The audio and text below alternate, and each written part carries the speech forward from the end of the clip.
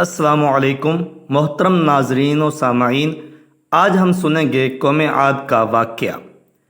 قوم عاد ایک ایسی قوم تھی جو بڑے طاقتور تھے۔ 40 ہاتھ جتنا قد، 800 سے 900 سال کی عمر، نہ بوڑھے ہوتے نہ بیمار ہوتے، نہ دانت ٹوٹتے نہ نظر کمزور ہوتی، جوان تندرست و توانا رہتے۔ بس انہیں صرف موت آتی تھی اور کچھ نہیں ہوتا تھا۔ صرف موت آتی تھی۔ ان کی طرف اللہ تعالیٰ نے حضرت ہود علیہ السلام کو بھیجا۔ انہوں نے ایک اللہ کی دعوت دی، اللہ کی پکڑ سے ڈرایا، مگر وہ بولے، اے ہود، ہمارے خداؤں نے تیری عقل خراب کر دی ہے۔ تیرے کہنے پر کیا ہم اپنے باپ دادا کا چال چلن چھوڑ دیں گے؟ عقل خراب ہو گئی ہے تیری۔ انہوں نے شرک، ظلم اور گناہوں کے طوفان سے اللہ تعالیٰ کو للکارا۔ تکبر اور غرور میں بدمست ہو کر بولے، کوئی ہے ہم سے زیادہ طاقتور تو لاؤ نا، ہمیں کس سے ڈراتے ہو؟ اللہ نے قحط بھیجا، بھوک لگی، سارا گلا کھا گئے، مال مویشی کھا گئے، حرام پہ آ گئے، چوہے بلی کتے کھا گئے، سانپ کھا گئے، درخت گرا کر اس کے پتے کھا گئے، لیکن بھوک پھر بھی نہ مٹی۔ نہ بارش ہوئی، نہ قطرہ گرا، نہ گلا اگا۔ پھر تنگ آ کر اپنا ایک وفد بیت اللہ بھیجا۔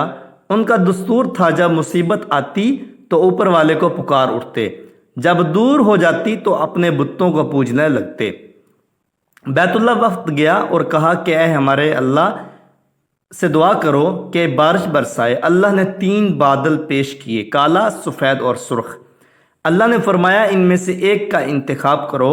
انہوں نے آپس میں مشورہ کیا کہ سرخ میں ہوا ہوتی ہے، سفید خالی ہوتا ہے، کالے میں پانی ہوتا ہے، کالا مانگو۔ اللہ تعالیٰ نے کہا واپس پہنچو، بادل بھیجتا ہوں۔ وہ خوشی خوشی واپس آئے، سب لوگ ایک میدان میں جمع ہوئے۔ بادل آیا تو وہ ناچنے لگے کہ اب بارش ہوگی، قحط مٹے گا، کھانے کو کچھ ملے گا۔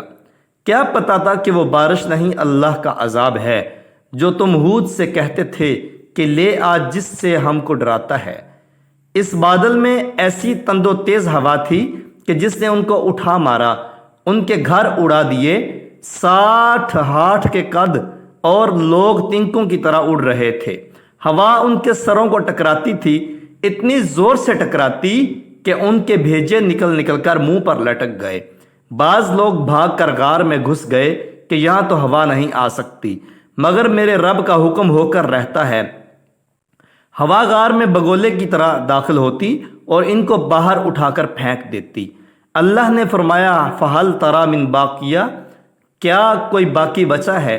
اللہ تعالیٰ نے ان کو ہلاک کر کے دکھایا کہ جب تم اللہ کی اس کے رسول کی نافرمانی کرو گے، اللہ تم پر ایسی جگہ سے عذاب بھیجے گا جہاں سے گمان بھی نہ ہوگا۔ جو گناہ قوم عاد نے کیا، کیا وہ ہم نہیں کر رہے؟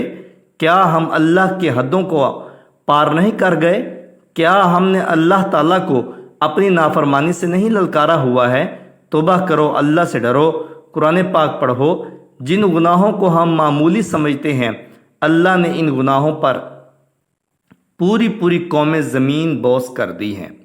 تو میرے بھائیو، یہ تھی قوم عاد جو کہ تکبر اور غرور کے اندر آ کر نبی کو جھٹلایا اور اللہ تعالیٰ کی عبادت سے انکار کیا۔ اللہ پاک ہماری مغفرت فرمائے۔